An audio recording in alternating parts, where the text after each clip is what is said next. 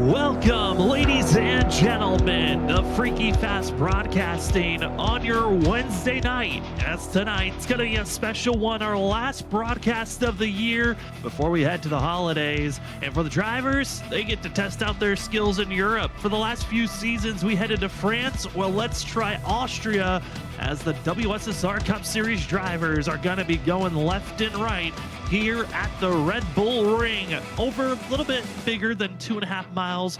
This course is going to be tough, with up and down vertical racing, as well as a lot of debris that can get on course, with a lot of off tracks that we've seen during practice. Tonight, it's going to be a tough one for everyone on track, if you're up front or even in the back. And tonight, it looks like it's going to be one of the closer battles. For the lead, we've got Gavin Rogers, James Scioli trying to prove who is the best road course racer in the league, while others are just going to be floundering to stay on track. Tonight, we're going to be also adding some new rules for some of the drivers and penalty systems, as well as, like I said, the last race of the year. 2024 has given us a lot of great racing action, but tonight we get prepared for all of the runs road course style. Can't wait to give you all the coverage here this evening once again on Freaky Fast Broadcasting. My name is Sam Dyer. Joining me in the booth later on tonight, it's going to be Robert Moyer Jr., as Richard Wilsifer was not able to make it in time, but we hope that Richard has a great holiday for himself, as we will see him back in the booth in 2025. As for tonight, drivers got a little bit of racing action still left in them, as this race this evening is going to be 40 laps in total. We will have a stage at the end of lap 15. No fast repairs, 4 extra sets of tires, but that one factor that's new entering this evening's race, there is a 15 incident point limit before you get yourself a drive-through penalty. In the past, in the WSSR, there was no limit. You could go off track as much as you wanted, but we're racing at a track that's known for F1 racing. It's about staying in the white line, staying on course as much as possible. And if you go off track too many times, you will be penalized. So drivers got to be keeping mindfulness of keeping yourself out of trouble as much as possible. But we'll see how this grouping of drivers looks like. Over 30 drivers going to be showing up here tonight. 34 looks to be the exact number, as practice about to come to a close. We're about to be entering into qualifying here tonight. Again, thank you for joining with us, as tonight's race going to be a long one in moments. Okay, and very quickly. Lap times look to be around 1 minute and 32 seconds. For the rest of the field, around 1 minute and 34.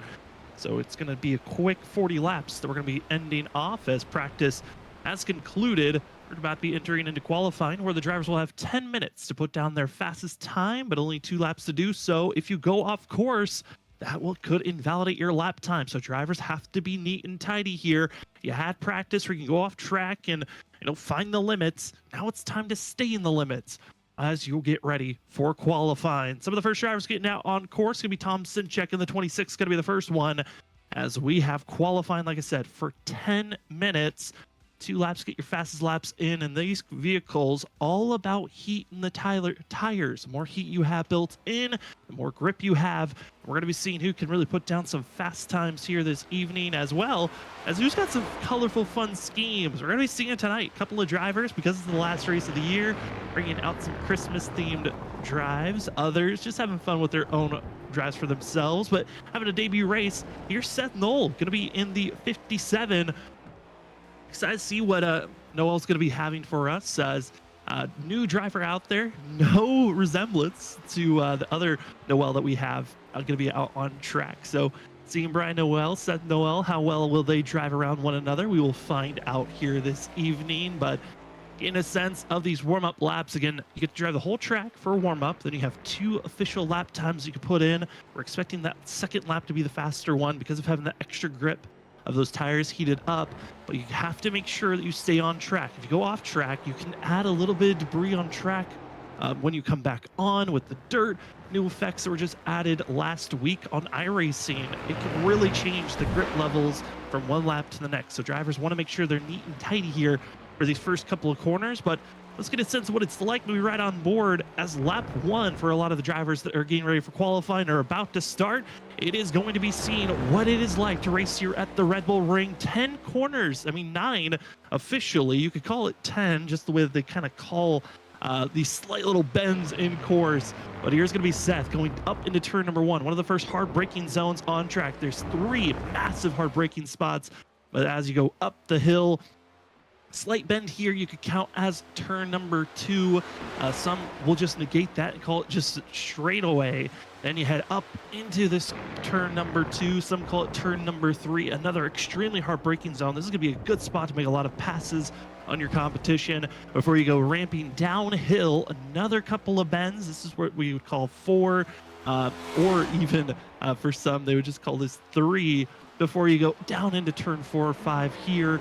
Last hard braking zone, last true attempt to go for a pass. Some will try the outside, most will attempt the inside groove before you go into the more technical winding sections. This is where you find turn 6, 7, 8, and you get ready for 9 at the end. As these drivers are going to be feeling a lot of tension here. The car just wants to drift off into the dirt traps that are past those green lines. You do not want to go out there. That could bring in a lot of dirt. Here's going to be 7 and 8 for the drivers and the S's before you get ready for the final bends. Here's the hard right-handers that you take. There's 2 of them here, and these corners, if you do not slow down enough, you actually can send yourself off track. Very easy to do, like we saw right there by Seth, which is a little bit too far, drifting out of the final corner, hits the straightaway, and keep your foot in the throttle. It works out for the 57, but no, he backs out of it. Wasn't a clean enough lap. He'll attempt for another one. Thompson checking to be the first lap in, as we bring in our producer and commentator doing some double duty. Robert, I talked to you before. This is going to be a new experience for the both of us, but this is going to be some fun racing on who could stay on track all night. Most definitely, Sam. Thank you for thank you for letting me try to do this race with you. But yeah, this is going to be crazy. This is all new to us, the Red Bull. I didn't own the track, like I said to you, during the start of the broadcast, until this week. So I am just now learning the turns and where it goes, and you were giving me a little information on how this works. But yeah, we'll have to see how these guys can handle it, and like you said, keep it on track without going out too far. Yeah, and keeping it on track throughout the race is going to be very difficult. 34 drivers, like a note on, going to be expected to take the green here tonight. And currently fastest driver is Vincent Sora with a 1 minute 33 second .105 time. About a 10th faster than James Scioli. Scioli still has 1 more lap to go. Might attempt to go a little bit faster on this second lap. And another drivers to watch out for, also going to be Gavin Rogers, who dominated last year at Le Mans when we went to a different course than traditional NASCAR road courses. And I know Gavin, he wants to find himself in a victory lane, wants to be known as the road course specialist. As we see here of James Scioli hoping to find faster time than the pole, was 1/10 behind Vincent Sora, who was the former super speedway road course fast driver. It's Gavin Rogers tops the board 1/10 over Sora. So if Scioli wants a chance for this pole, he's got to really muster his way around and find that extra little bit of speed, as Gavin Rogers hits the 1 minute 32 times, and no one else really expected to hit those times. It's really been Scioli and Rogers, the only two that have been around that range. As these final couple of corners, the more technical sector 3 you could call, is the 77 of Scioli. Where will he find this speed for himself? Only 2 final corners to go before he hits the straightaway. Again, you got to make sure you stay on track, stay within the white lines, because a little bit wide, but Scioli hits the mark, hits the bump, and keeps his foot in the throttle as he tries to ramp his way as close to the grass as you can be. But is it enough for the pole? And across the line for Scioli, it doesn't look like it's enough. He will only take second with a 1 minute 33.097. That is 8/1000ths of a second faster than Vincent Sora. Yeah, well, like you said, James Scioli, and you got Gavin Rogers, Vincent Sora there, watching during practice. They were the top ones out there running around during practice. So I got a funny feeling where, once we get into the start of this race here tonight, Sam, it's going to be very interesting to see what them top 3 can do at the beginning of the race. Do they just ride, or is one car better in one part of the turn to the other, part, and things like that. So it's going to be very interesting to see what these guys can do for 40 laps here tonight. Yeah, 40 laps, stage at the end of lap 15. No yellow flag will be thrown during that time, as Seth Noel going to be topping into 5th place for the 57, who we watched initially as qualifying started, but dipped out of that time. As here's going to be Chris Ditz in the 17. His first lap got invalidated, hoping for the second one to count. Was not as fast as maybe you would hope for. It's good enough for 23rd was Chris Ditz, where he'll find himself in between his teammate Ken Campbell and other driver in the 55 of Jared Kelly, as we do have reports as still 2 minutes 45 seconds left in qualifying. There are some drivers that are going to have to start at the end of the line with penalties given out. Tom Sinchek, Bill Hull, as well as Jared Kelly, Ryan Ferraro, and Justin Malarkey, all having different incidences that happened last week at Nashville Super Speedway that are going to force them to the end of the line. So it's going to be long races for those 5 drivers. Which, I mean, road course racing, you want to be up front as close as you can, because you can lose a lot of time quickly. Oh yeah, just over, like you said, Sam, just in general, you could lose a lot of time, hitting your marks, getting caught up behind somebody that messes up, at first, because, there's some drivers out there in road courses or just racing in general that are, faster in rhythm, like the more laps they get in, the more they feel comfortable, the more they know what the car does. And there's some drivers, like I said, at the beginning of the race, if they don't feel comfortable and you're stuck behind them, you could lose a second, 2 seconds, 3 seconds, and the tier of drivers we have here at WSSR, to make that up with no yellow, it's tough. So starting in the back, you really got your work cut out for you. So, my goal would be, if I was in the back, at least try to get up to the top 10 and take it from there by, lap 20, around lap 20 when you do your, I guess we're looking at, pit stops around lap 20, but again, we'll have to wait and see, how far these drivers decide to pull that out. Yeah, seeing how far they can really move up through the field going to be key. And talking about times for these drivers, still a minute left as Douglas Newbegin in the 7, not going to get any times counted as he's just getting practice laps in. Again, we'll be starting in the back with no time counting. Got a few drivers that are not going to get times in, about 8 of them, as Ben Keeney not able to get in the track, get on track fast enough for a lap to count. So only 26 drivers attempted to put a lap time in. Our top 7, all within 0.8 of one another. It's 8th on back. They're over a second slower than Gavin Rogers. And that's a crazy difference to see. Road course racing, usually it's within 2 to 3 tenths that you see a big difference between our top 10. But already see the fact that it's our top 3 that are within 1/10 of one another. Then everyone else is over a half a second. This is going to be a big difference on pace. I think our top 3 are going to give us the best show to watch out for, as we've seen the last few seasons with Vincent Sora, Gavin Rogers last season really putting on a show. I'm curious on the fact of what the middle of the field's going to be having, because our middle of the field are all within, from 10th all the way down to 19th. They're all within 1/10 of one another. So the middle of the pack is going to be clustered up. That's going to be the danger zone to watch out for this evening. As qualifying is over, Gavin Rogers, like he did so many times last season, takes the pole here this evening, as now we've got a 5-minute warm-up period. Last time to hit the track before we officially start this evening's race. These drivers will have time to figure out where their pit stalls are, as well as get, like I said, last-minute practice time in, and allows us to take a closer look of how the season has been so far.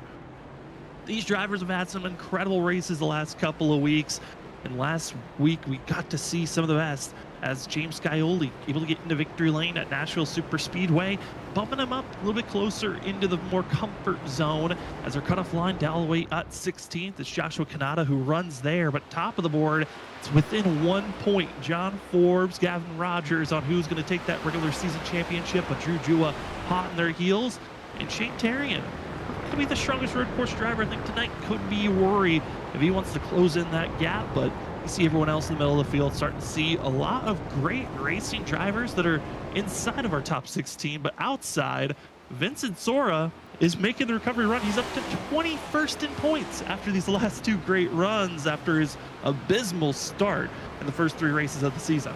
Yeah, and if you can, top off yet here tonight, with another great run, top 5, maybe even a win, would really boost him up here. But yeah, if you look at, through, like you were saying there, first through 5th position, you got Larry up there, Shane Tarian, Drew, Galvin Rogers, recall my memory because it's been short here lately, Sam. Did Galvin race last week or did he miss out? Gavin was not feeling well. That's Had right. to miss out last week. That was one of the reasons. Some people were worried if he was going to show back up, but Richard gave us the call that he wasn't feeling well. So we're happy to see him out on track this go around and showing that even when he's when he's after a sickness, he's ready to race. Yeah, not only that, missing a race and he only goes from first to second and he's only 1 point behind. Not bad. I guess I would take that any day. Absolutely. Well, let's take a closer look at how the schedule has looked so far here this evening, as these drivers have only ran 5 races so far. Taking the win at race number 1, Cody Reed, hoping for that win to count to place him into the playoffs. He's got a lot more work to do for that 25. And then we've got to see Drew Jua get into victory lane at Pocono. Gavin Rogers got himself a win, as well as got to see John Forbes and James Scioli the last few weeks. And as you can notice here, we've had 5 weeks of different winners, different pole sitters, with Gavin Rogers taking the pole here tonight. That continues the trend. That is another different pole sitter. They get 6 races in a row to start the season off. Now the question is, with Gavin Rogers taking a win, that could change things up, because if he wins, that ends the streak of 5 different winners. He'd be the first multi-time winner. But if we see Scioli in a victory lane, that also would change it. Vincent Sora is the one that can continue the trend, it looks like, if our top 3 are the ones racing for the win at the end of the day. Yeah, it's going to be very interesting to see how this all pans out after tonight. But yeah, looking at the rest of the race schedule, when we do come back, we had the Kansas, and then we had the good old Phoenix Raceway. We got Darlington. And then we come back to another road racing full course there at Road America, which it's going to be very interesting. They're saying. It certainly will be. We've got 2 more road courses left. Like you said, Road America, later on Watkins Glen. And that will finish out our 3 road courses that we run a season. As that will finish up, our taking a look at its standings and schedule. We usually have our pick'ems, but because it's just Robert and I, we actually didn't do our pick'ems. Kind of forgot about it. Yeah. But I mean, we kind of know who the 3 drivers are to watch out for the win. It's going to be between Gavin Rogers. It's going to be between James Scioli and Vincent Sora. Unless they take each other out, they're going to be the ones fighting for this win. We'll see how clean they can keep it here this evening. But as we have this free time before we start the race, I do want to say thank you to some of the amazing sponsors that help out here at the WSSR Cup Series, that being GTR Simulators. GTR Simulators has partnered up with Stake F1 Team Kick Sauber to have themselves a great compact racing simulator seat. You can find yourself going over to gtrsimulators.com, and when purchasing any of their items, remember to use the promo code WSSR for 10% off.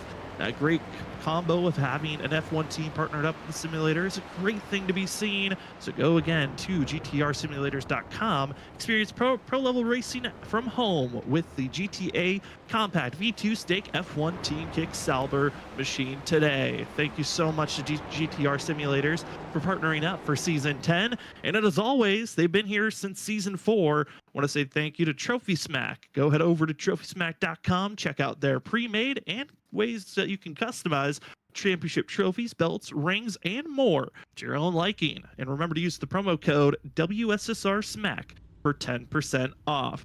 Customize your own purchase and also have your great reward.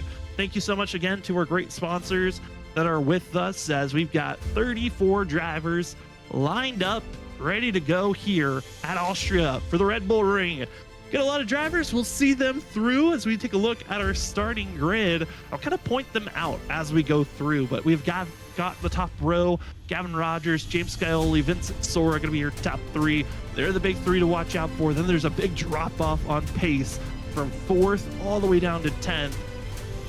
That's where we're going to be finding Nick Crawford, as well as Seth Knoll, as well as going to be seeing Chad Wilkes, Zach Hall, Ryan Noel, as well as Larry Yingling and John Forbes going to be your top 10. We scroll down to the rest of the crew that we have in 11th place, where we find ourselves with Joshua Kanata, Cedric Hunter, Ryan McCann, as well as Jared Hughes. That's a great time for the 68 machine of Hughes in 4th place. Danny Cochran, who's having a very surprisingly great season so far, as he is currently going to be starting in 15th with Tom Sinchek. The Nightmare Fuel drivers right next to one another with Samuel Garcia in 17th, Jared going to be Talmadge in 18th, 19th, Ryan Kelly with Cody Reed in 20th. Christopher Norris, known for road course racing, struggling here tonight with qualifying at 21st. For Jared Kelly, Ken Campbell, Chris Stitz, Andrew Medlin, and Ali Fonseca finishing out our 26 drivers. Here's going to be the rest of the crew, though, decided not to put qualifying times in, so now it's based off of their I-rating for road course racing. It's going to be Douglas Newbigging, Drew Jua going to be 27th and 28th, with Shane Terrigan 29th. Then Brandon Colley in 30th, with going to be Trevor Earhart 31st. Ryan Ferraro, Justin going to be Malarkey, as well as Ben Keeney, finishing out our 34 drivers. Again, sent to the end of the line because of penalties from last week. We will be seeing Tom Sinchek, Dale Hill, as well as Jared Kelly, Ryan Ferraro, and Justin Malarkey sent to the end of the line. If you are not here, that penalty carries over to the next race you show up for. So Bill Hill, if he shows back up next week, he will be sent to the end of the line.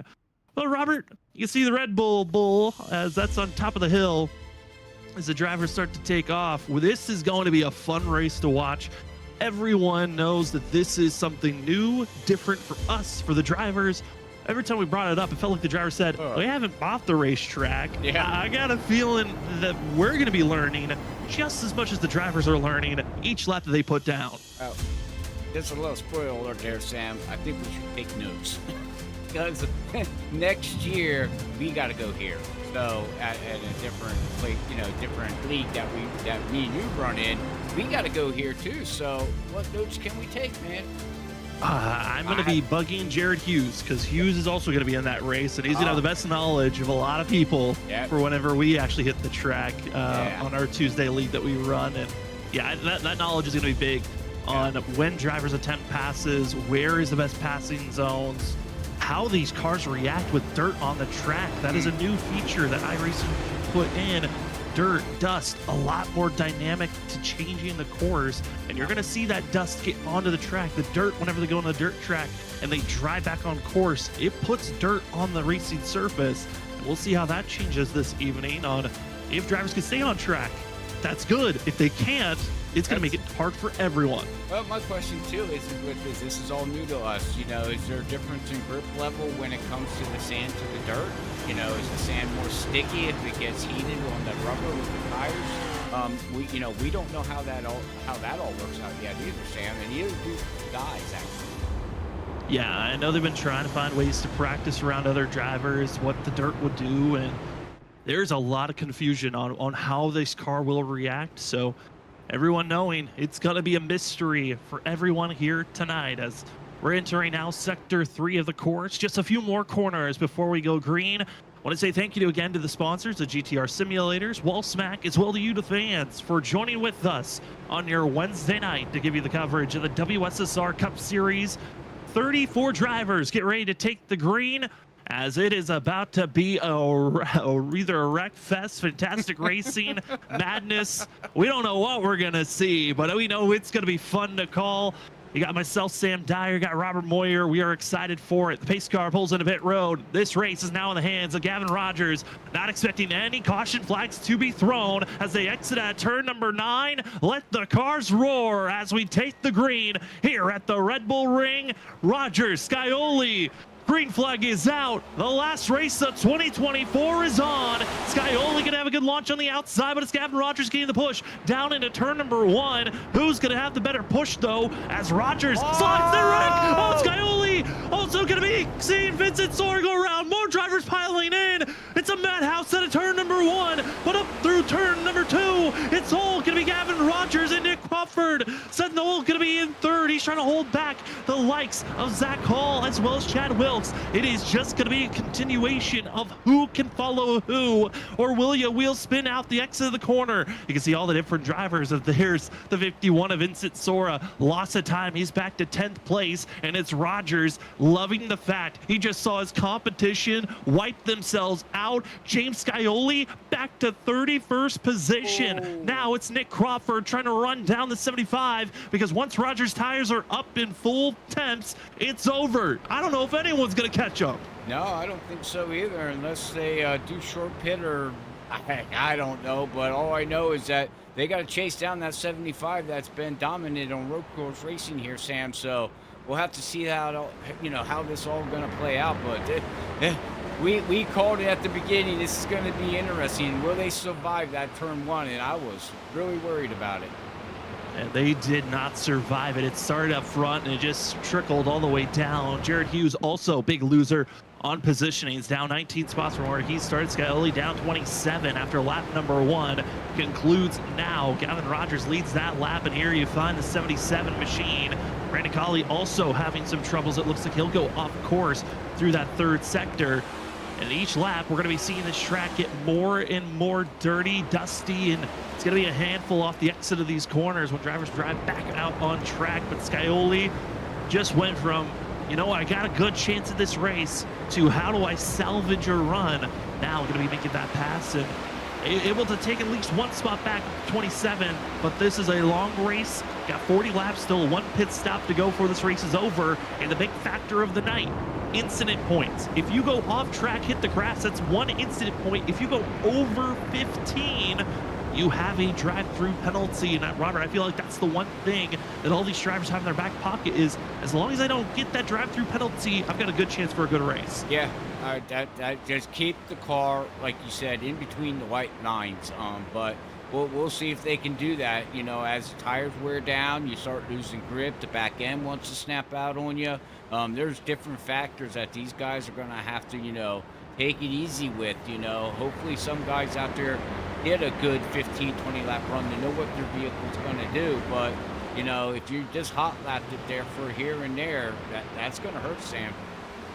It certainly can, as our top 2 trying to pull away from this 57. The Canes machine. Seth Nolka excited to see a debut of some newer drivers who had a chance to get out on track, as well as seeing the likes of Chad Wilkes in that Lucky Charms number 6 machine. And Zach Hall, the champion of last season, he's able to be running here tonight and getting to see a few of the Christmas-themed machines, as Nick Crawford as well as Zach Hall and all of the Snowy Desert machines having some Christmas lights on the edges of their cars and getting a little festive in tonight's run. But Zach Hall, one of those drivers that we've seen in the past, be a strong road course driver, and not a lot was going to be known here tonight because we've seen Zach be strong when we go to unknown tracks, and here tonight he's at least keeping touch to our top 5. Keep in touch, and what's really interesting too is you can really get wheel hopping going too. We got trouble though. Out of exit turn 2, Jared Talmadge going off track, also only back in 26th position and losing more, as it looked like himself, Ali Fonseca getting into one another off the exit of turn 2 as they were heading up through. We're going to see this replay. They were driving up to the second corner, and it looks like the incident actually happened ahead of them. Going to watch out for that pink machine. That's Cedric Hunter, as well as the 2 of Danny Cochran, going to get mixed in with one another, with Joshua Kanata diving low. The 2 drives up, clips the 13, who gets into the 27 and goes right across the field. Cody Reed, Ollie Fonseca, and a few others also get involved. That's the 7 of Douglas Newbigging. And Dirt. And yeah, now Dirt's on the track. The exit of turn 2 ain't going to be easy now. Nope. Most definitely, as Gavin Rogers just pushed down with one of his fastest laps here as we go back live here. But yeah, you can see everybody wrapping around there, Sam, and then all of a sudden it just became pinball machines. Cars into one another and nowhere to go, actually. Yeah, and that's the problem with everyone being so close in times, is everyone's going to be side by side. You take the advantages when you can. Jared Tallman trying to go for a 2 for 1, down into turn number 1, muscling his way on the inside of Andrew Medlin. Medlin, he with his foot in the throttle, and that was a very gutsy call for Jared Talmadge. But I mean, at a racetrack like this, those are one of the 2 to 3 passing zones. If you've got an opportunity, you have to take a chance. Otherwise, you're just going to have to fall and follow the driver in front of you for a whole lap. Yeah, fall and you pick your points to pass. But what I was going to get back to there really quick, Sam, is as we're listening and riding along with Andrew Medlin now here, going over them rumble strips, wheel hopping. Will we see a lot of that, you think? Wheel hopping, I think also seeing the likes of mischiefs can also happen. Dirt, Sam? Sorry. Yeah, that's going to be the 27 of Jared Tallman. As you can see, the dirt still coming off the tires as he went into the gravel for a quick second, and how far he pulled that along with them. I mean, it's not just directly where you enter back on the racetrack. That was a whole straightaway where we were still seeing dirt being flung off that machine. So it's just going to get tougher and tougher each lap. And when you see one driver go over, it's just going to continue more and more as well, as Andrew Medley giving us a great show of that action. I also want to go up to the battle for third place because there are some drivers right on top of one another. Chad Wilkes went for a chance on the inside of this 57 machine. Didn't work out, lost the spot to Zach Hall, and Hall will graciously take that spot, but Chad Wilkes went for an aggressive pass for third, didn't work out, and instead, there's an opportunity for the one. Now, Wilkes fighting right back, doesn't want to give away position, and that's the give and take you have to see here early on. This is only lap 5, still plenty of racing left here this evening. Plenty of racing, and enjoy the show of the rotors glowing red, because I'm telling you, you can tell when you're on the brakes and off the brakes as you look at them front rotors, man. And that's only going to get hotter and hotter and hotter, ladies and gentlemen, to the point some people might, start getting brake failure a little bit. So we'll have to pay attention to that too. There's just so many circumstances that we got to pay attention to here tonight, as we still see Zach Hall over Chad here, not Lucky Charms machine, trying to set him maybe back up to see if he can get around him, or he might just want to ride right behind him right now and see if he makes a mistake. Yeah, and this is that spot where you're trying to build up, get as close as you can to set up for turn 1. As you're going through these final couple of corners before you hit the front straightaway, you see Wilkes with a big slide. This is where Zach needs to capitalize with a good exit out of the final corner. Noel in front gets a little wiggly, but still great recovery, even with the little slides here and there. Notice with the next gen, it's a car where even when you see someone getting sideways, they're able to keep their foot in the throttle at moments and keep that momentum. As we fall back to the battle for 6th place, here is the 11 of John Forbes, Vincent Sora. We got to see the conclusion of their great battle on Monday night for the ISRC Truck Series Championship. It went to the 11 of Forbes. With Vincent Sora, this is time to get a small payback, you could say, by trying to get by the 11, as he's setting up for this pass for himself. One driver, though, is backwards, all the way down 26, now 27, it's Samuel Garcia, who is not in the right spot. Now finally finds the clearance to turn back straight, as that was at turn 1. Where the 50 machine went to the wrong way and got spun around. Now we'll watch the replay here, see exactly what happened with him. I would imagine turn 1 here, he probably too deep into the turn here, Sam, and the back end might have shifted out on him a little bit. And once it goes, it goes. As we know, once these next gen cars get loose, sometimes they're just hard to. Whoa. Okay, maybe not. He hit the rumble strip. I think he just got loose and overcorrected and gripped it up going the opposite way. Yeah. We might need to do a replay, maybe an onboard to see what the steering wheel looked like, but that was a bizarre shift for the 50 machine. Again, this is what happened to Samuel Garcia now almost a lap ago at this point. Oops. As he goes down into the brakes, you see him shifting down into second. Hits the marks, shifts up, and he drove right over the rumble strips, and it just pulled that machine to the left. He did nothing there, really. Well, now we know, don't run over the rumble strips. Danger, danger, danger. Rumble strips are bad. Avoid at all costs. This is great notes for us whenever we hit the track, Robert. Don't hit the rumble strips. Avoid others when going in the first couple of corners, and then avoid rumble strips as much as possible as well. I got it, Sam. And I'll probably still hit the rumble strips. Anyways. Scioli done a great recovery run so far. Again, lap 1, turn 1. Got turned around with Vincent Sora. Vincent Sora only fell back to 5th. Scioli all the way down to 27th was the furthest that he lost in positioning. Now up at 77 to 15. So based off of raw positions gained back, he is one of the highest movers currently. The highest mover from where they qualified is actually Ryan Kelly in the 3 machine. But here's kind of the chaotic zone of drivers in the middle of the pack. As the field, you're seeing dust. They're not even in the dirt. That's dirt that's already placed on the track that they're messing with when they're exiting out of that turn 4 and 5. Just showing how lack of grip there's going to be as this race continues.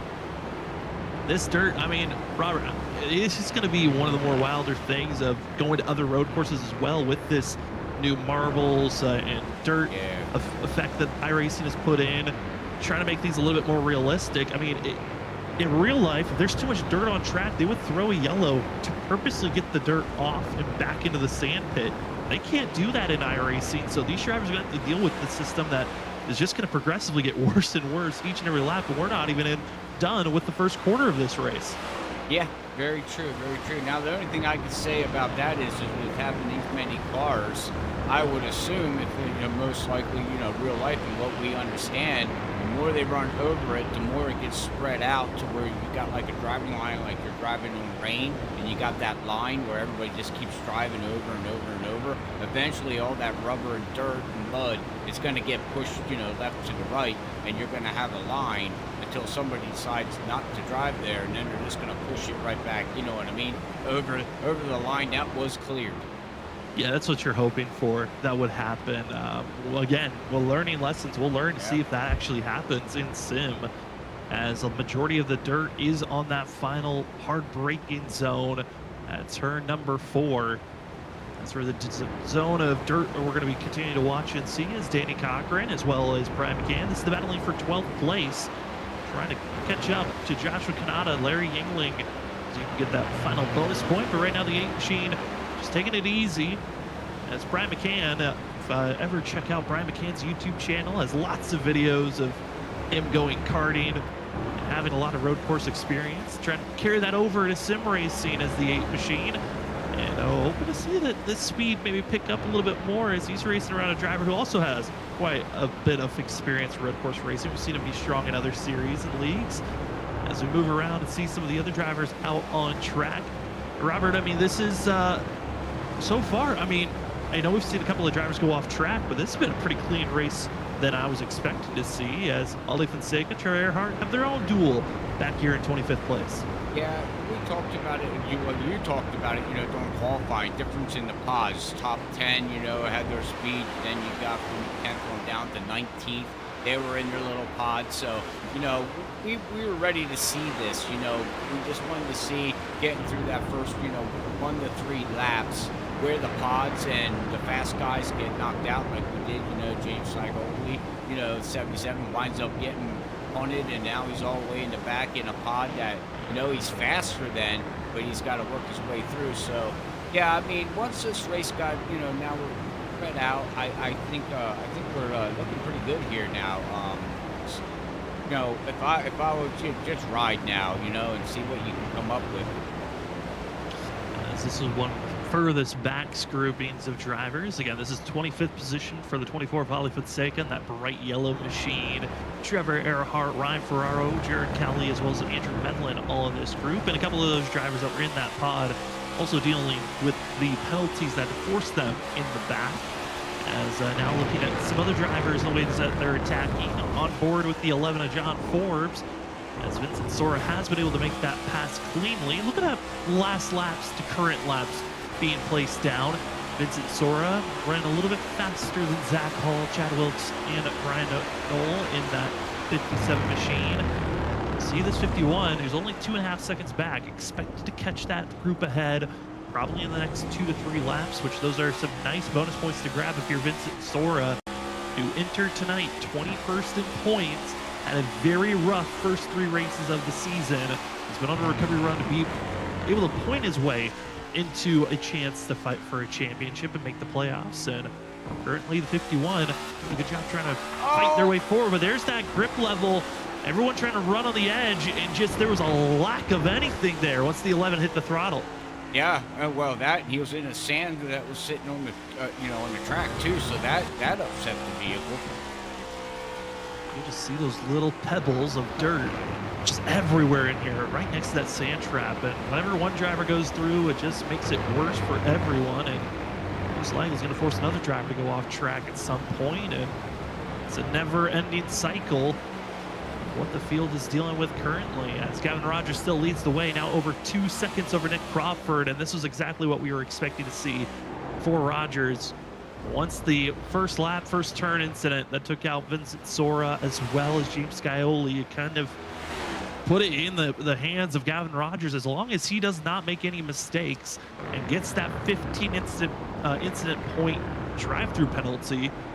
This 75 just going to continue to hit his marks and go forward. Nick Crawford, with all the shenanigans that happened in that first lap, he was rewarded with second, and currently is kind of in his own world. Has Gavin Rogers ahead by 2 seconds, has Seth Knoll 6 seconds behind. It continues to grow as the 57 as well as the 6 and the 1 fight back and forth. So for Nick Crawford, he's in the same mindset as Gavin Rogers. Just hit your marks and try to keep yourself in between the white lines.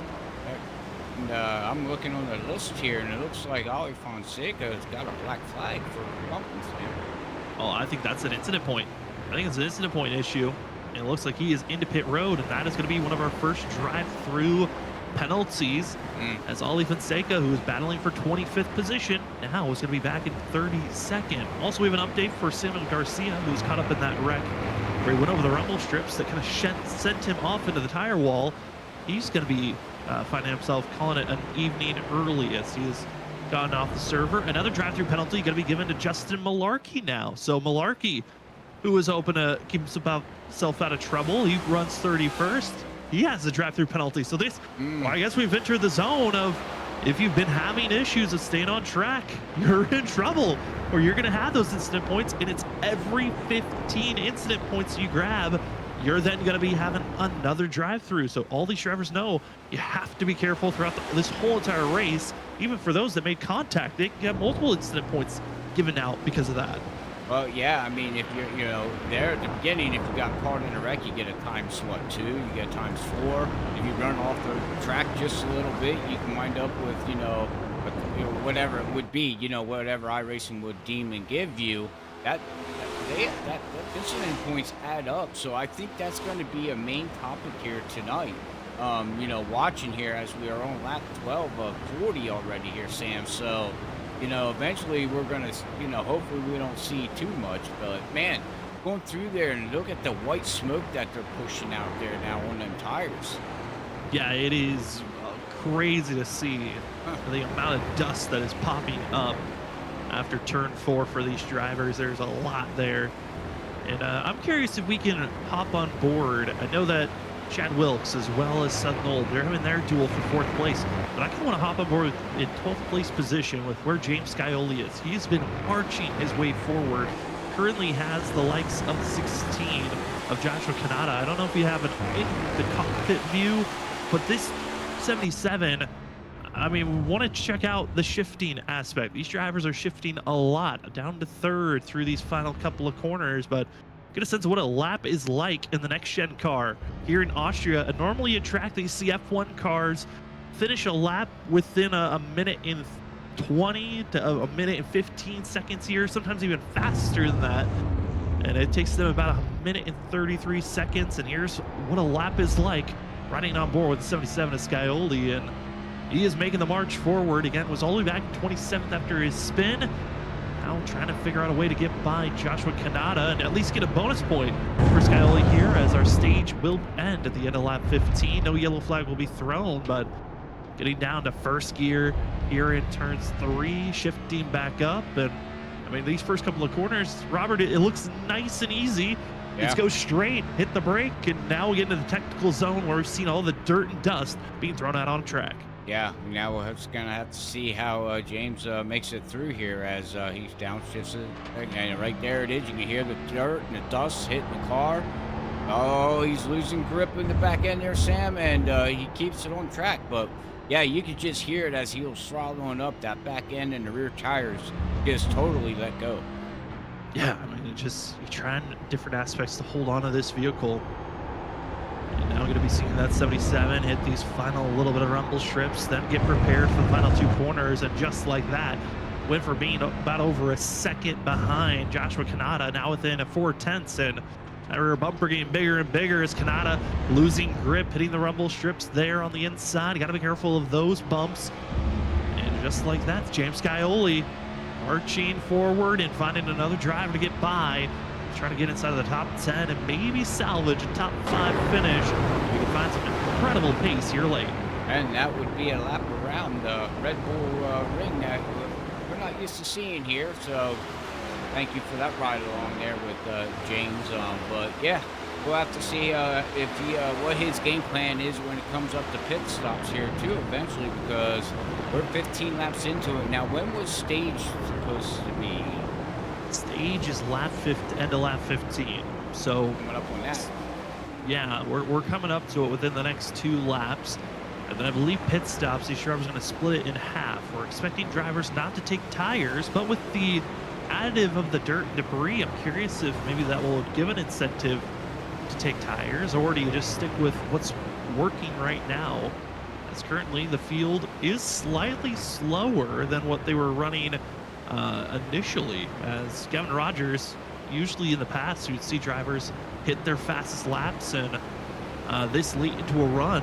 Right now, Rogers ran about a second slower than his last time. As here's a close grouping of drivers. This is going to be Danny Cocker, Brian McCann, Cedric Hunter. This is 13th, 14th, and 15th, right on top of one another.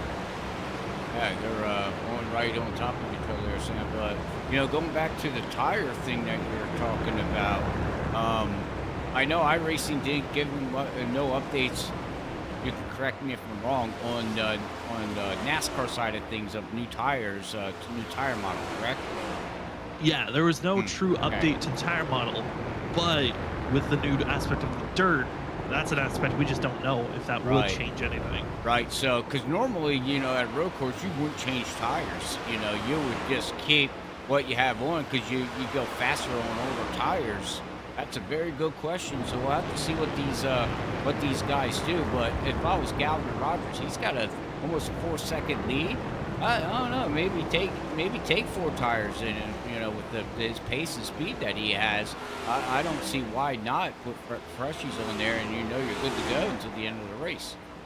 Yeah, I mean, that's always been the dilemma recently of with how long some of these races for road courses have been. Some leagues like to have extremely long races.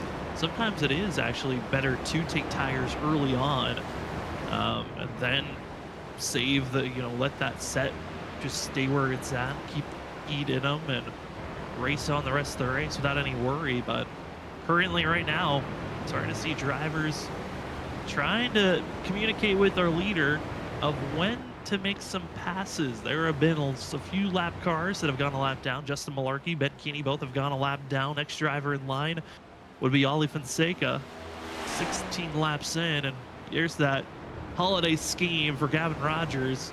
Haven't really gotten to show him a lot here tonight because he's been so far ahead. But Rogers, there's his competition of Nick Crawford just getting by Ben Keeney in the 98, and getting to see some of the holiday skins. Gotta say, this is a very nice scheme. I love the fact that they chromed it out with the spec map that they have on this, and 75 green and red and white, just puttering around in a very easy way. I mean, you look at all the other drivers, they look completely out of control. This looks to be one of the more in control vehicles of the evening. Yeah, most definitely. And I have to agree with the spec maps and what he did with this paint job. But yeah, I got to give it to Galvin. He comes out with some nice looking paint schemes, week in and week out. I love, like you said, you got the red, the white, you know, the green, faded back to a lighter green for Christmas colors. Yeah, I mean, nice looking car. Extremely nice looking car. Gavin Rogers is officially your stage winner as this race concludes. Continues on. Plenty of great racing action. The battle for third continues as these 3 drivers just cannot get away from one another. And for Vincent Sora, he might need a pit stop, maybe needs some new rubber before he runs down this crew, because he's kind of stalled out. Been about 2 seconds behind this pot of 3. Has not been able to close in the gap at all, but with 17 laps in the books, about to be closing halfway. And for us, we're going to take our first commercial break of the evening. It's been some fun racing action to watch. We've lost now Cody Reed to pit stops. He is now called it an evening with Samuel Garcia, but for us this evening, I want to say thank you so much for joining us for your Wednesday night for the race number 6 at the Redbull Ring for the WSSR Cup Series. We're going to head side by side so you don't miss a thing. We'll be back with more racing action here in a few.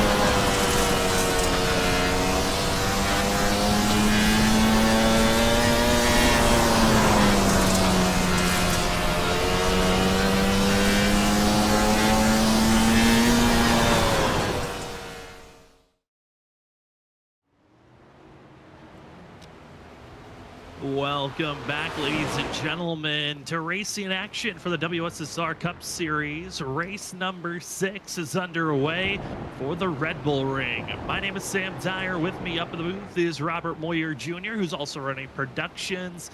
As this race has gone halfway, and it's Gavin Rogers still leading the charge, 4 seconds over Nick Crawford, 14 seconds over Seth Knoll, and a continue to 14 seconds over Chad Wilkes, Zach Hall, and 15 back to Vincent Sora.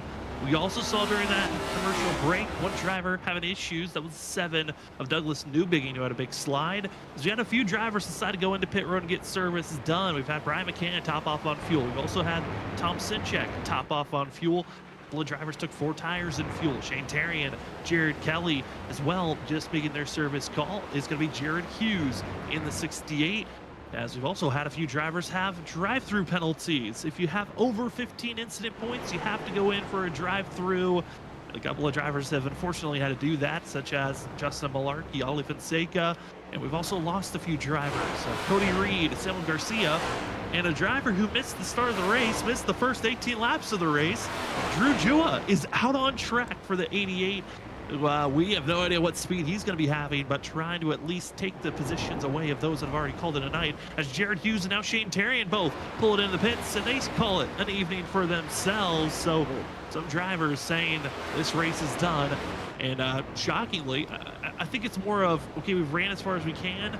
You know what? I think I'm just going to call it a night, not the race that maybe you wanted to continue to have for yourself. And I think it's okay to be having overall. And still have Gavin Rogers up front trying to take the win, but as we're halfway, Robert, I mean, this race certainly has had its ups and downs, but ultimately the one consistent has been Rogers up front. Oh, most definitely. Rogers now up to a 5.433 lead here over Nick Crawford, Seth Knoll, 15 seconds behind Chad, Zach Hall, Vincent Sora, they're all 15, 17 seconds behind.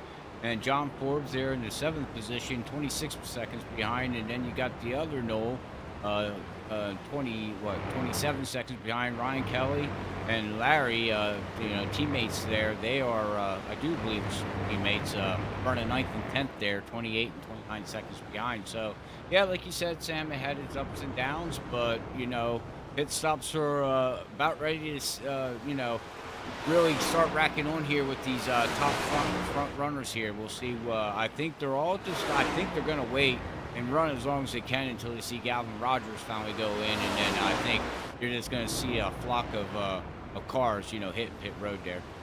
I would agree with you on that. I think it is stretching as far as you can, and then make the hard decision of do you pit for tires or not. As looking at the lap times for some of the drivers, some have been running very close to their fastest lap. Others have been quite off the pace because the battles they've had is, here's one of the battles that really has not stopped since they started all the way back at lap 1. That's Seth Knoll as well as Chad Wilkes going back and forth. Zach Hall has also been a part of this group, and they just continue to fight and see who is going to be the fastest driver of these 3. And still, Chad Wilkes, Seth Knoll, they continue to go back and forth, 57 going wide, trying to stay in touch, but now within a second, and now within a striking distance, the 51 of Vincent Sora, seeing a top 3 finish in his eyes. I think he's going to be the driver to watch out for in this pod that we've been watching. Chad Wilkes able to conquer over Seth for now, but that 51 is just looming in the wings to attack. Yeah, I'm sitting there, I didn't get to look at stats, but man, that 57 is all over Chad. But I don't recall Chad having a really good run on any road courses that we covered here at Freaky Fast Broadcasting. So if that's the case, Sam, good job from him running a track that's pretty technical with these vehicles. Yeah, pretty technical, and it's a new track for a lot of drivers. And when it's a new track, everyone's got an opportunity to really prove that, I put the more time in, I practiced for this, I knew what I was putting myself into. And for Chad, he's one of those drivers that we've seen be able to put hot laps in, qualify well, and he has proven that he's got some pretty good race pace here tonight. And with the disadvantages to Vincent Sora as well as James Scioli, it's given a chance for this 6, 57, and the 1 to have a better finish than they were expecting to have entering this evening. But they got to be careful because there's some lap traffic ahead with drivers making pit stops. It's now going to make things a little bit more clogged in front. as Chad Wilkes pulls away from Seth, but in front of this 6 machine, that's where he's got to be a little bit more careful. Got a lap down car here, but we got to give some credit here too to Vincent Soar. Vincent Soar now has, like you said, he has caught up to these guys here, Sam, and he has not made his pit stop yet. So he's putting pretty good lap times down consistently over and over and over. He certainly has, and getting within the pressure point of trying to go for some of these passes, been able to get by Zach Hall, now attempting to close in and get by some lap cars, but it looks like pit stops might be calling for some drivers. Zach Hall going to be the first of that group of 3 that we've been watching all race long. He'll make his stop, as a few other drivers, the more that have come into pit road recently, are just topping off on fuel. So they're having very quick, just anywhere from 5 to 7 seconds in pit road, getting some fuel in, packing it full, and then getting back out on track, as they've now have going to be about 15 to 16 laps to go for Gavin Rogers. And for the rest of the field, I'm curious if, stretching it out even further, if some of these drivers might try to save time by taking less fuel than they would. That's another strategy that you can take on gaining a second here or there on some other driver. Yeah, I mean, if you're a second, half a second behind, why not? You got to gamble. You got to do something, because right now the dog of the track right now is Gavin Rogers. He's just showing his way right now, and he's got his way unless he does something majorly to mess this thing up or gets into lap traffic, to cause something. Other than that, this is his race to lose. Everybody else going back through. Now you're just looking at your competitors that are in front of you, Sam, and saying, okay, what can I do different to maybe hopefully pass or at least catch up to that guy that you're running about the same lap times. As you're talking, like Chad and you got Seth, you got Vincent, you got, Zach Hall that was there before he made his pit stop. So I'm sure these guys are looking at the fuel numbers, talking to the crew chief, saying, okay, what do we got to do, guys, here? Do we take 2 tires or 4 tires, no tires, less gas, things like that. But, they're down to 16 laps to go. So the less gas has got to be the number one thing now. Now it's all about what do you do with your tires, I think. Yeah, do you take tires or not? More drivers up front. Vincent Soar now going to be heading into pit road. Same for John Forbes and James Scioli going to get service done. Vincent Sora, it's fuel only for himself. Looking like fuel only for John Forbes. Not seeing any tires going up for the rest of those that have made their pit stops. Looking at James Scioli. Scioli is fuel only. So again, it's those drivers that pitted earlier that decided to take tires, which makes a little bit more sense. Pit sooner, put tires on. You've got the rest of the race to heat them back up to their prime state for later in this race. While if you're staying out, as long as you can, you really don't have that time to heat up the tires to where you are putting down fast lap after fast lap qualifying times, and everyone else thinking about fuel just for the rest of this race. We do have one driver, though, with a drive-through penalty, Douglas Newbigging, for the 7. He is back in 21st position. Gonna have to do a drive-through for himself as well as a pit stop. So we'll see when Douglas gets that penalty served. As Gavin Rogers still waiting on when he's gonna go into pit road. Still our top 9 drivers need to make a stop before this race is over. As they continue to race on, it gives us some time and a period to talk about some cool events that are coming up. Again, talking about how tonight is the last broadcast of 2024 for us here at Freaky Fast Broadcasting. Wow. It's been a fun year. Crazy to think the year is over, but you think a year being done is crazy. Well, why not think of this? January 4th. It is going to be our 4th annual charity race, formerly known as JDRF, the Juvenile Diabetes Research Foundation. They've now transformed their name over to Breakthrough T1D, and we are still partnering up with that group as fighting to find a cure, as well as fighting to help families that are dealing with type 1 diabetes for children and adults. And it's great service that we're trying to raise money for. And Robert, it's crazy to think our 4th year doing it is January 4th, and just crazy to say, in a few weeks from now. Yeah, I'm just I'm astounded with the iRacing community and the league's support. Of 4 years now doing this, and never thought when we started it that we would be where we're at today with it. So it has to do a lot with the drivers, and if it wasn't for them, we wouldn't be able to do it. So, but yeah, 4 years, man, Sam, and coming up to it, it's going to be our next race here at Freaky Fast Broadcasting, our next live event that we have here going into 2025, which is, I don't even know where 2024 went, to be honest with you. But with that being said, we have some cool stuff that's going to be happening, with this event coming up that we have here for this, juvenile diabetes stuff. And you got more stuff to talk about there, Sam, with that. Yeah, crazy to think the first 3 years, it was strictly just racing. We're broadcasters. We'll talk to people. We'll have fun for 6 hours. That was our first event. When we had it, our second year, we had the Daytona 500. We had our own spectacle for that. Last year, another 6-hour endurance race where we were just talking with people. We shattered our record that we had previously. And Robert and I realized, you know what, let's make incentives last season. Robert saying when we initially broke our record, I said, hey, if we beat, $1,500, I'll sing. And it got a lot of people interested in donating and having incentives in front of people. So this year, we've got even more incentives, and we've got it broken down from $500 up to $2,000. We've got incentives scattered in between. From 500, we're gonna have the Category 5 esports team. That's Zach Hall, Cedric Hunter, and so many more.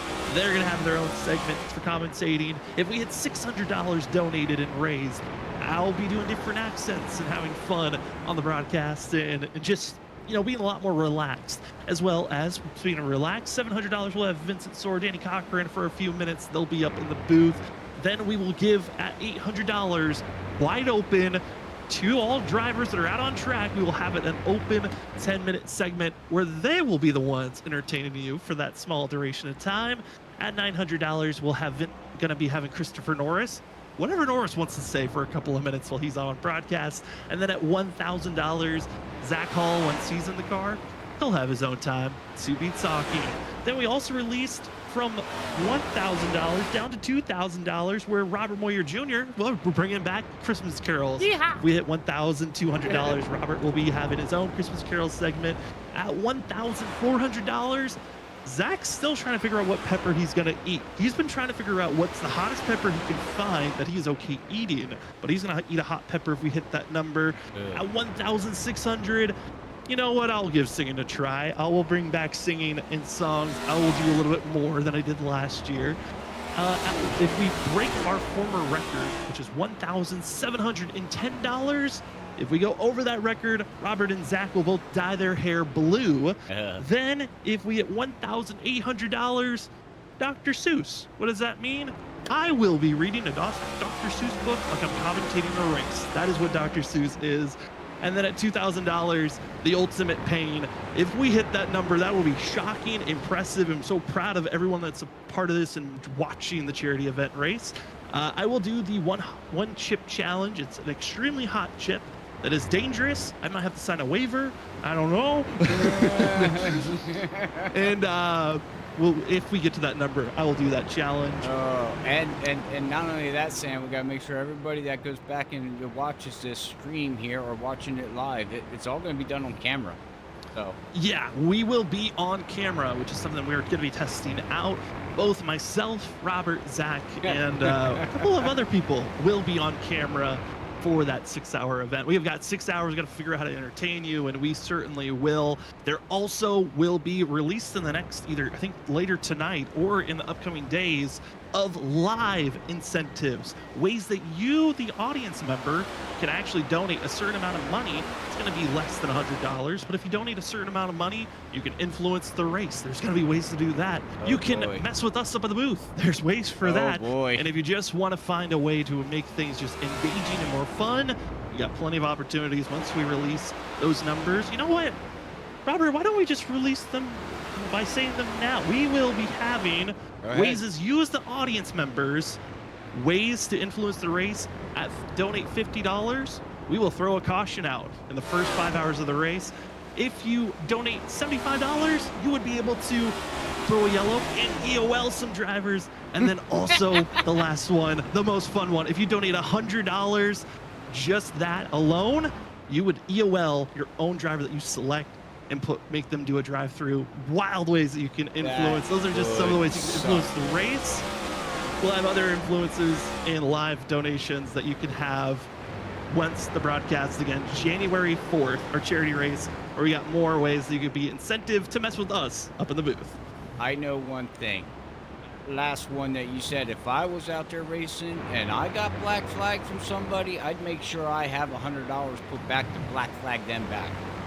Oh, just imagine just dropping $100 because you're purposely attacking just one team. You know that they're the fastest. They've shown that they're the fastest just to stop them from winning. But that will only be able to happen in the first 4 hours to block flag someone. The final 2 hours, we're letting them race. Get your pain in early for teams. But we are excited for the fun shenanigans that we're going to be having for this upcoming broadcast, but we're getting a little bit too ahead of ourselves because we are coming up to 10 laps to go in tonight's race. Gavin Rogers still up by almost 6 seconds over Nick Crawford. The battle for third still hot and heavy, but then we got a new contender for that third place position. It is Vincent Sora, Seth Knoll, as well as Chad Wilkes.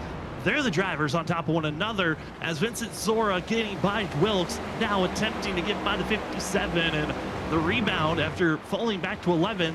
This has been incredible to see, but also impressive. Back in 7th, James Scioli is moved up 20 spots from where he lost, and he's within just 10 seconds to where Vincent Sora is. Not only that, he is catching Zach Hall, you know, at a pretty good clip, and Zach Hall off, and he goes off, and look at all the okay, we're getting down to the end of the race. You can tell these guys are starting to push the car a little bit harder, but again, watch out for that off-track incident point there, Sam. You know, how far can you push these things before, you know, you blow up your own race? Yeah, you can really throw away a race in an instant so quickly by just going off track 1 or 2 times. And there are ways for us to, you know, we really go into detail of seeing lap times and validated lap times that proves that you went off track and have an issue at a moment.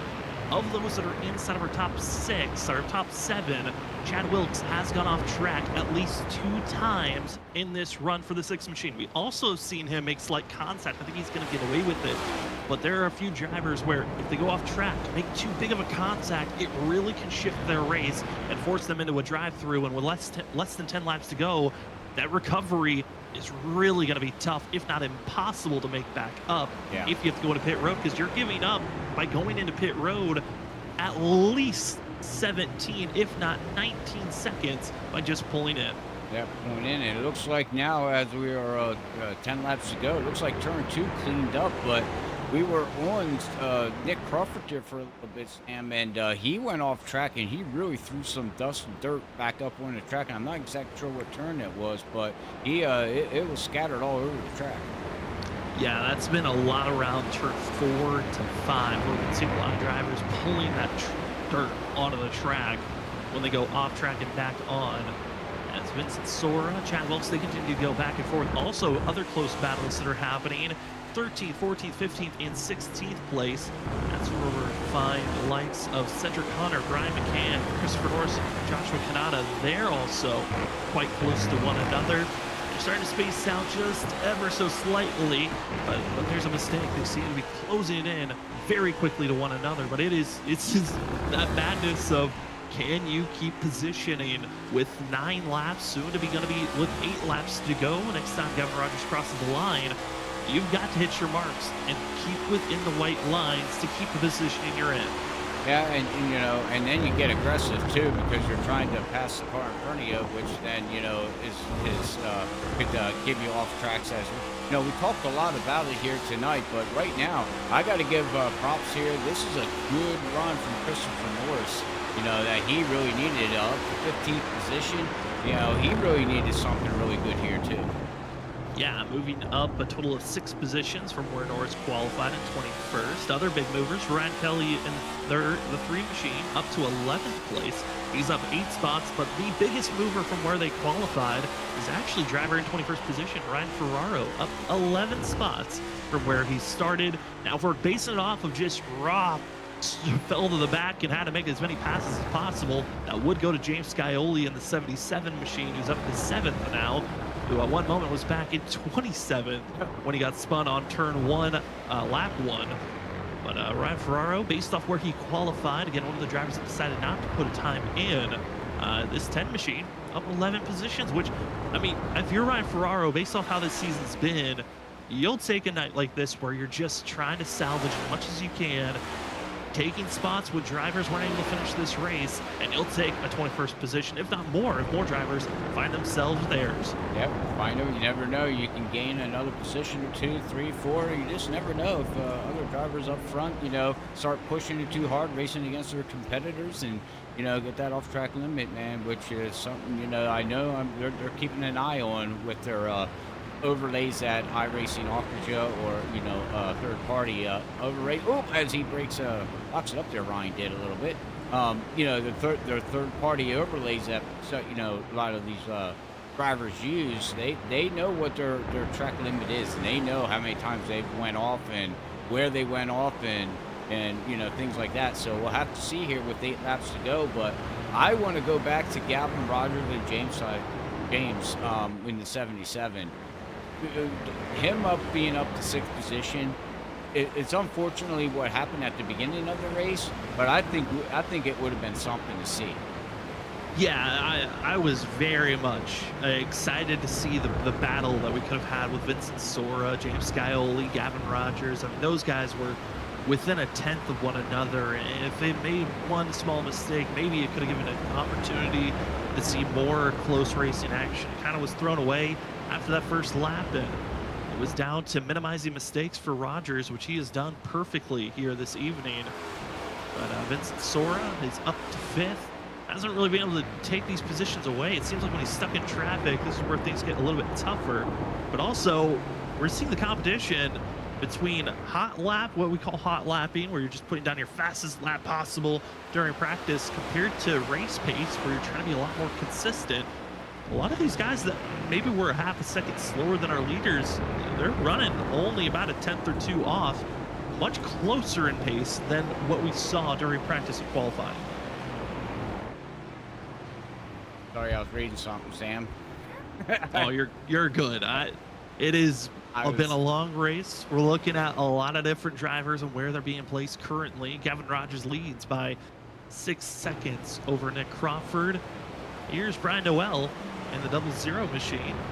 Behind him is John Forbes Jr., Larry Yingling. Drivers don't really talked a lot about yin-yang drivers of Yingling, as well as Ryan Kelly, 10th and 11th. Not always the strongest road course drivers that we see each and every week, but you'll take a 10th and 11th place finish for the team. And with competition in front of you, you're trying to put a little bit more pressure on them and see if they make any mistakes. Yeah, I mean, we didn't talk much about these guys here tonight, but, like Larry, he's consistent, right? He's not a road ringer, but he's the type that if you watch how he's racing here, the car is very settled. He's very consistent, and really that's all he's, that's all. That's a Larry drive right there.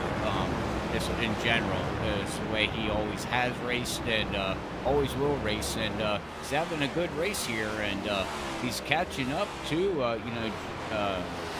who is this? The 11 here of John Forbes. He's trying to catch up to here, so we'll see if he can do anything with that beautiful Christmas scheme he's got going. Yeah, I talked about the fact that some drivers, it's their last race of the year, and so last opportunity to put out a Christmas-themed machine. Like I say, John Ford is probably one of the better schemes, Christmas-themed wise, that we got to see here tonight, as trying to push this 11 as far up as he can.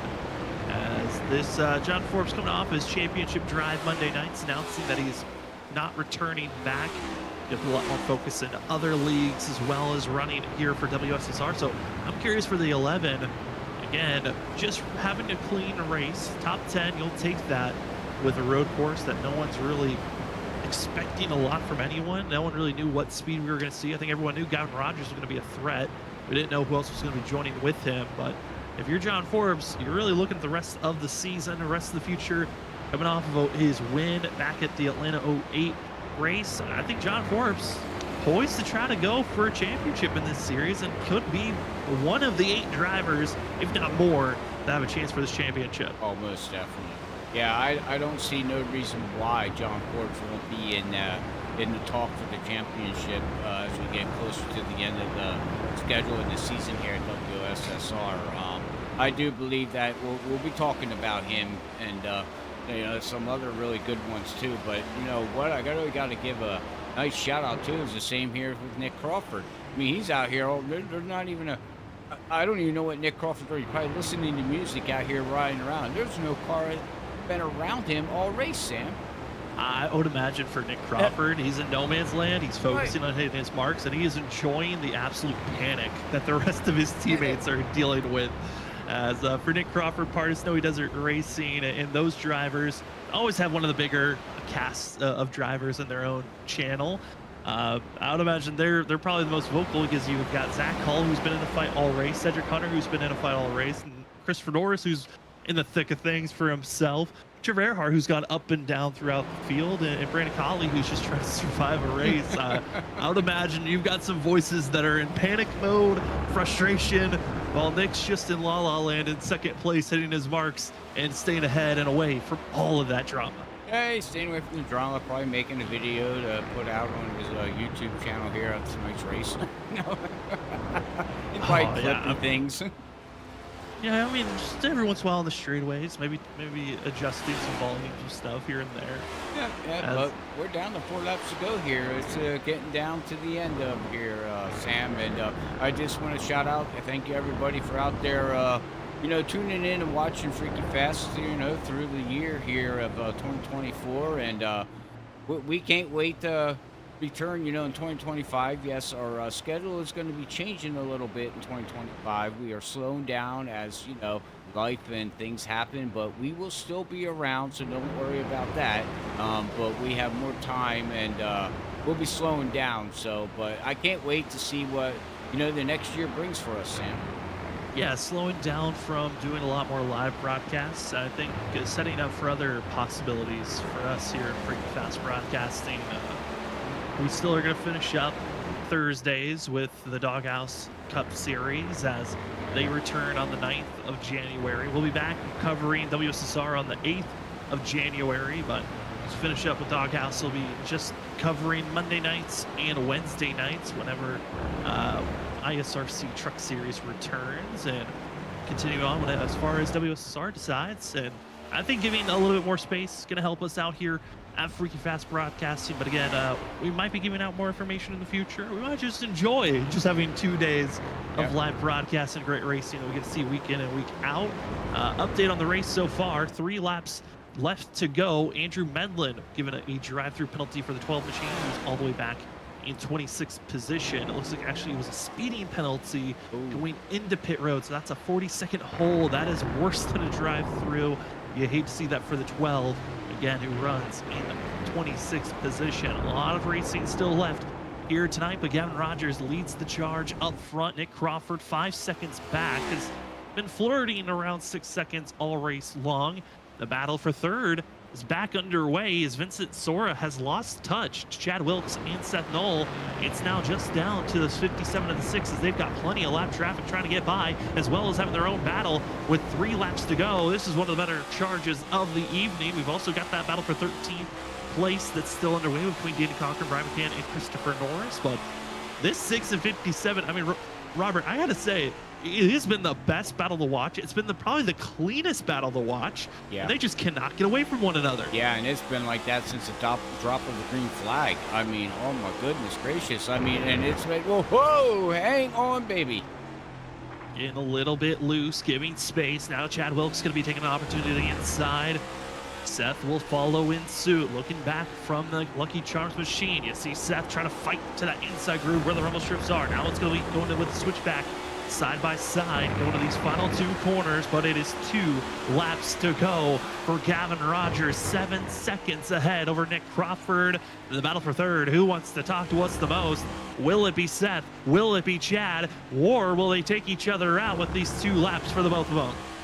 Well, let's hope they don't take each other out, but it's a very possibility the way they've been racing around each other. But we'll wait and see here. As like you said, 2 laps to go here for Galvin Rogers. Led every lap so far here tonight and has not shown any weakness on road racing. So our next road race here at WSSR is going to be what? Road America. We'll have to see if he can dominate there again too, man.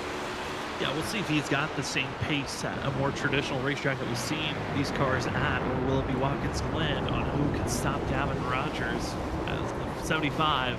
This has been his bread and butter in any series I've watched Rogers in. He's still, I'm looking for anyone that could topple the speed that he has as this battling for 3rd place.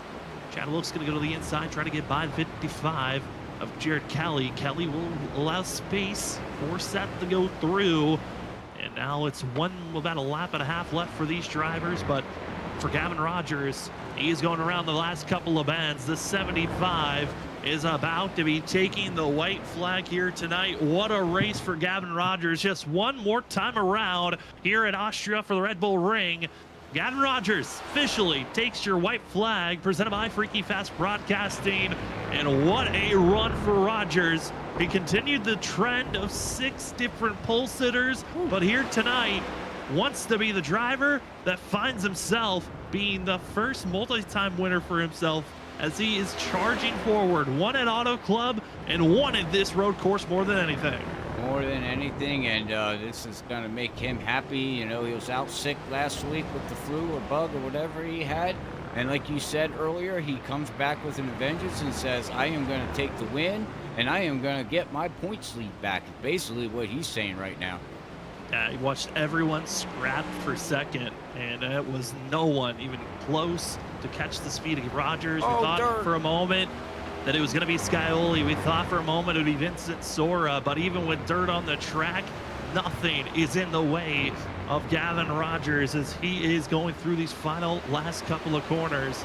You can see all the dirt that's been brought up, the dust, the pebbles. It does not stop. It just makes it a fun cloud that follows through as Gavin Rogers coming up to the final 2 corners of the race. He has been wanting this win at every road course he has shown up for. He has been the winner, and he continues on the path of being the road course ringer. Gavin Rogers around the final bend, looks to the flag stand, goes a little bit wide, but who cares? It's the 75 and Gavin Rogers, a 2-time winner here for season 10. Congratulations to Rogers as we go back here. Nick Crawford's going to bring it home at 3rd. It looks like Chad's finally going to pull away from Seth. That was a good battle all race long, but good job for our top 3 here, Sam. It was an absolute incredible run for Chad Wilkes to be able to hold off for the 3rd place finish. He will officially take that. Gavin Rogers will take the win officially. Other drivers are still coming across the line. And on the last lap, James Scaoli was able to get by Zach Hall for 5th place. Vincent Sora had a holding penalty. He had to yield and actually gave up 5th to James Scaoli. So respectable move there, it looked like. I don't know if that was on purpose or if it was a penalty they did give up for corner cutting. But Vincent Sora will not take 5th. That goes to James Scaoli with the biggest recovery of the night. But Gavin Rogers, you've been seeing on screen, having his fun, drifting it around this corner. This is when you know someone is technically sound with a vehicle, is when they're having fun drifting around a course where others were struggling just to race on it. Yeah. He's enjoying going sideways around it. Amen on that. You just took the words right out of my mouth. He's slingshotting this thing around, and look at him. I mean, you can tell he has great control, and I'm sure he's not going to have any tires left the time he gets back to the start-finish. I mean, you just get every little bit out. If there's something there, why not use it? Gavin Rogers, what a machine, what a drive. And he will become our first 2-time winner this season, breaking the streak. We left it at 5 races, 5 different winners. Gavin Rogers will continue the streak at least. The pole sitters, 6 different races, 6 different pole sitters. But for us of the booth, we'll let Rogers burn it down. When we come back, we will talk to our top 3, Gavin Rogers, Nick Crawford, Chad Wilkes, and we'll see if there's a spotlight driver when we come back from this.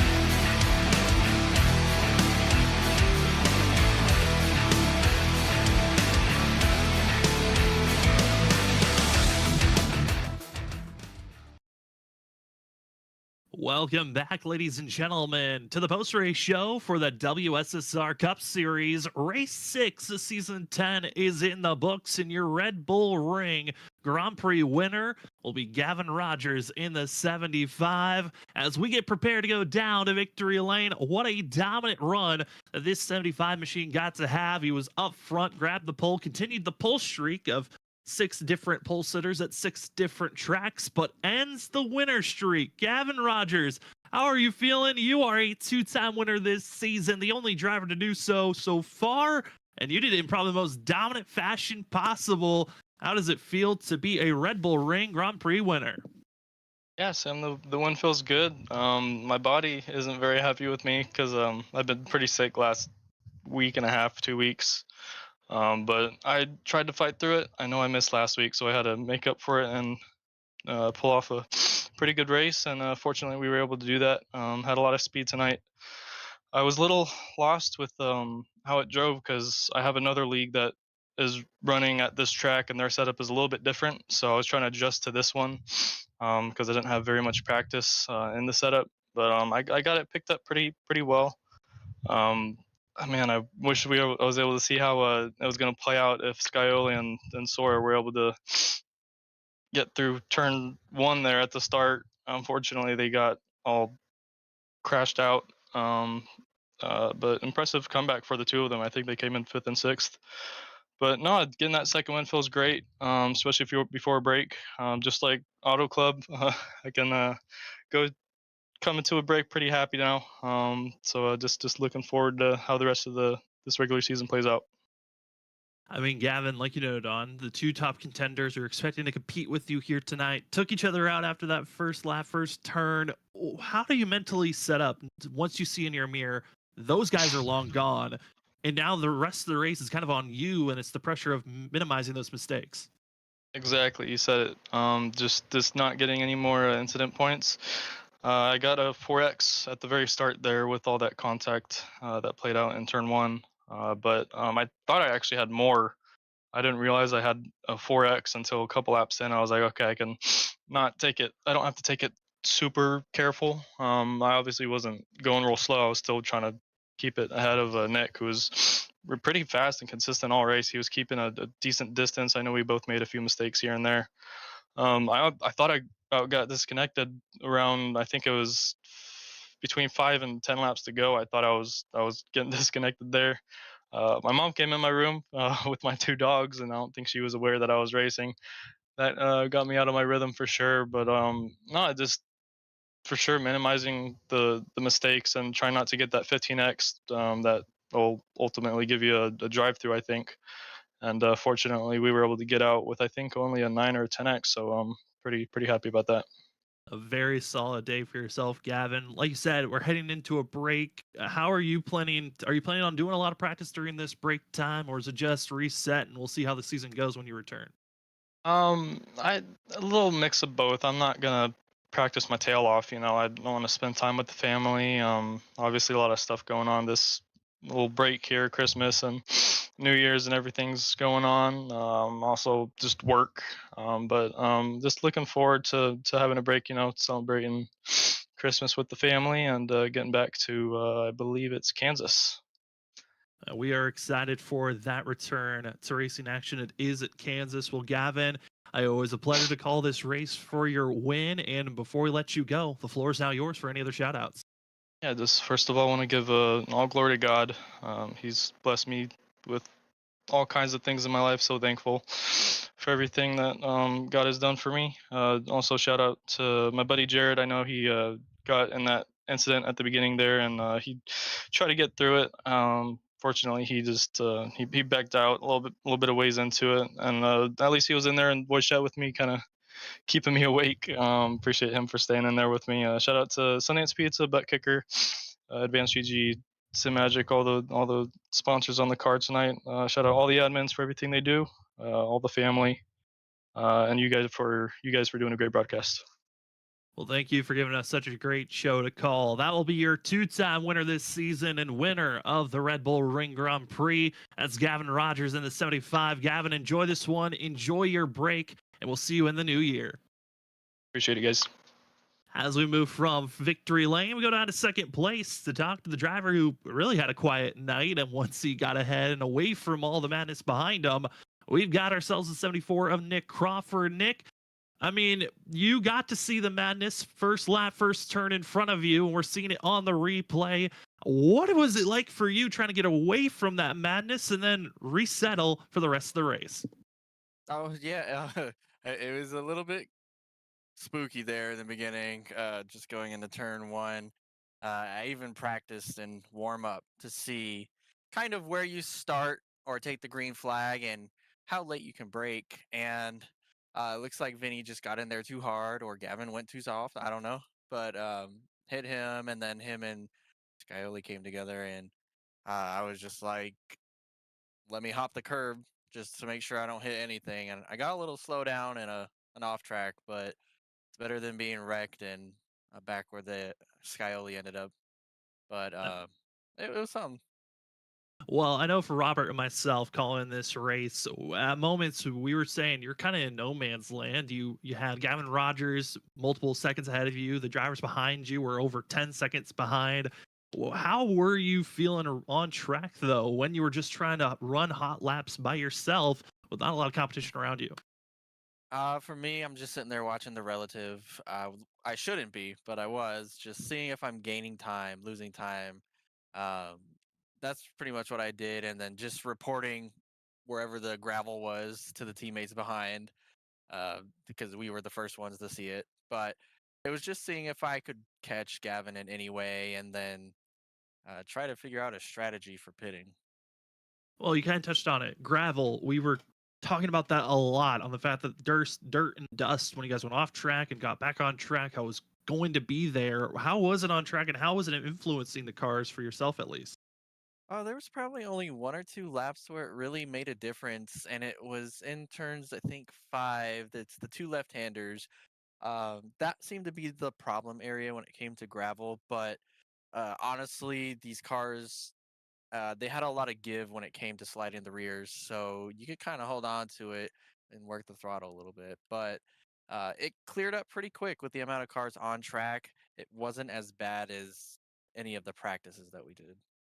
Well, it was a quiet night from us calling your name a lot, Nick, which means it was a good night at a road course. Congratulations on second. And before we let you go, the floor's now yours for any other shout outs.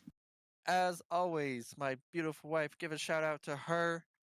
She's the best in the world, most amazing. Shout out to all my teammates. We worked really hard on practice this week, trying to get better and help each other. Everything from brake bias, cylinders, braking points. Couldn't do it without them. Shout out to the league. Shout out to you guys for putting on a good show. I love to watch these back. Well, thank you for giving us such a show to call, Nick. That will be your second place finish here in the 74 of Nick Crawford. Nick, enjoy this win and enjoy your time off. We'll see you at Kansas when we're back in the new year. See you next year. Bye. As that's your second place finisher of Nick Crawford. We go down to third place, who probably gave us the best battle from start to finish. We got Chad Wilkes with us. Chad, I'm going to weigh third here tonight, qualified sixth, up 3 positions, but you were battling for that third place spot all night long between yourself, Zach Hall, and Seth. How are you feeling after that grueler of a 40 lap run? Yeah, I'm exhausted. It was 40 laps. There was somebody around the entire time. So, yeah, I'm tired, but it was a lot of fun. Well, Chad, I mean, you were battling back and forth. What was it like whenever you finally got ahead of the guys and you realized they're fighting right back the next corner?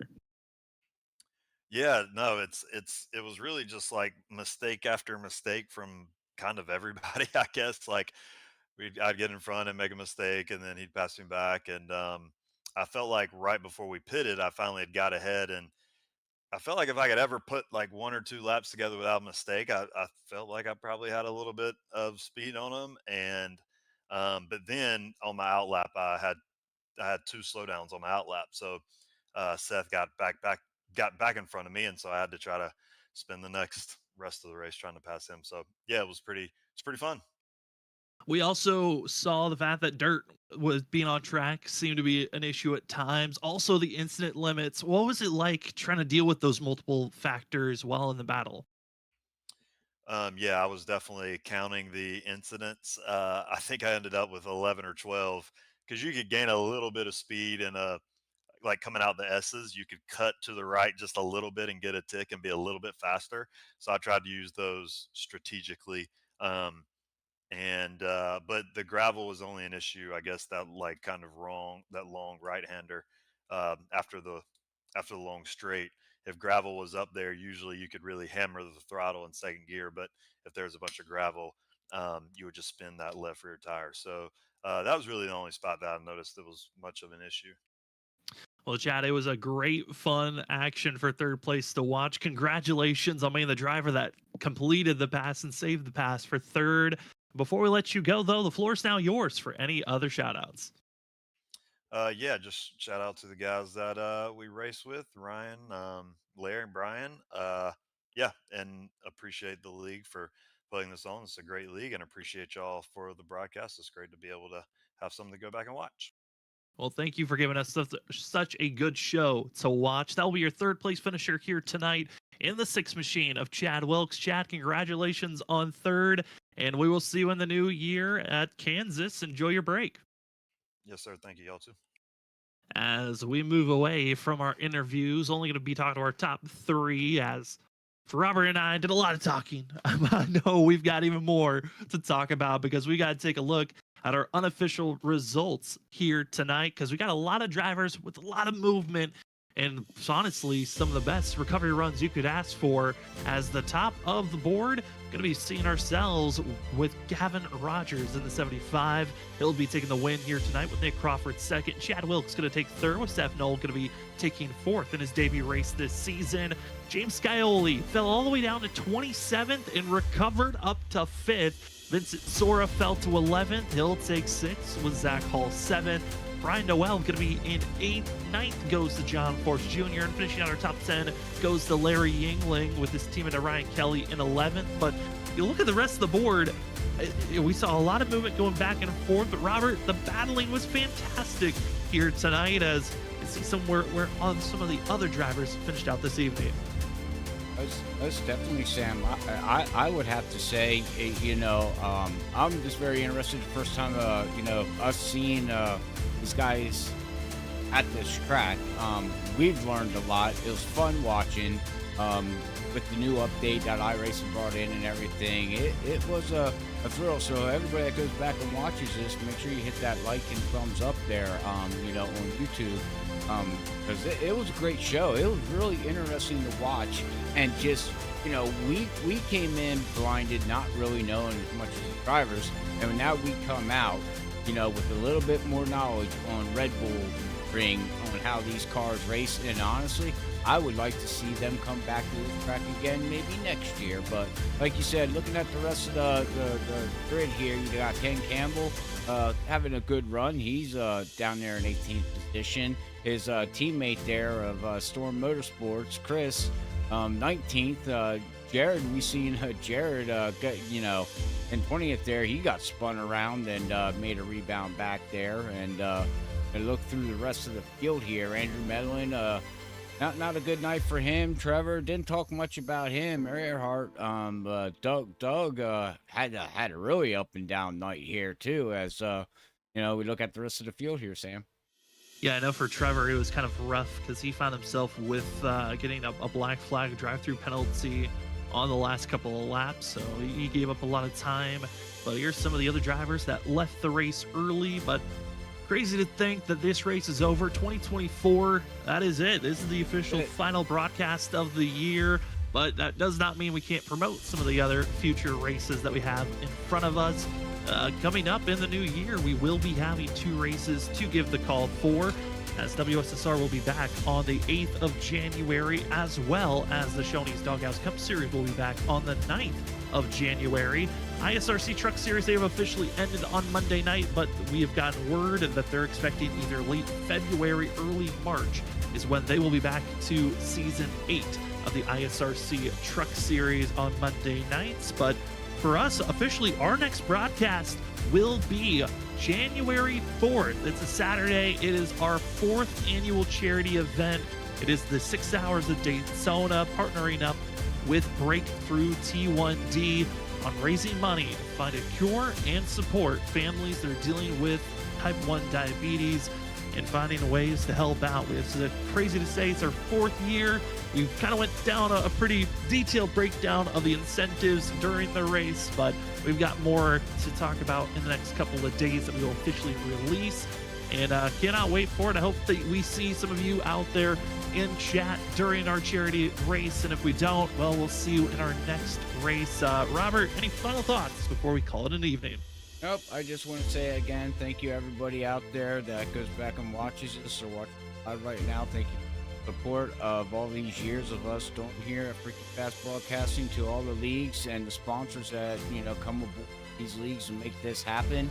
We do much appreciate it, to all the drivers and everything. And the last lot to say to everybody out there, we got the holidays coming up. Merry Christmas, Happy New Year's, be safe, and we will see you in 2025. Yeah, big thank you to WSSR sponsors of GTR Simulators. Remember, when going to GTRsimulators.com, use the promo code WSSR for 10% off. And Trophy Smack. Go to TrophySmack.com to find your trophies that are needed for you. If you're looking for fantasy football, fantasy sports in general, sim racing, they got championship belts, rings, trophies, and more that are pre-built, or you can customize to your own liking. And remember to use the promo code WSSR Smack for 10% off. Thank you so much to the sponsors that have been partnered up with the WSSR and all of the leagues that we've covered here on Freaky Fast Broadcasting. It's been an amazing pleasure to be giving you the call and to broadcast these amazing drives and moments. For us up in the booth, though, for myself, Sam Dyer, for Robert Moyer Jr., for Richard Wolsifer, and everyone else that works here and helps out at Freaky Fast Broadcasting, thank you so much for watching. Thank you so much for 2024. What a year it's been. We know 2025 is going to be a fun one as well. Do not want to miss it, but if you can't wait for the next race, neither can we. It's our charity race, the 6 Hours of Daytona. Who will make it through? Will we get to our donations? We'll have to find out in our next Freaky Fast broadcast, January 4th in 2025. We'll see you then.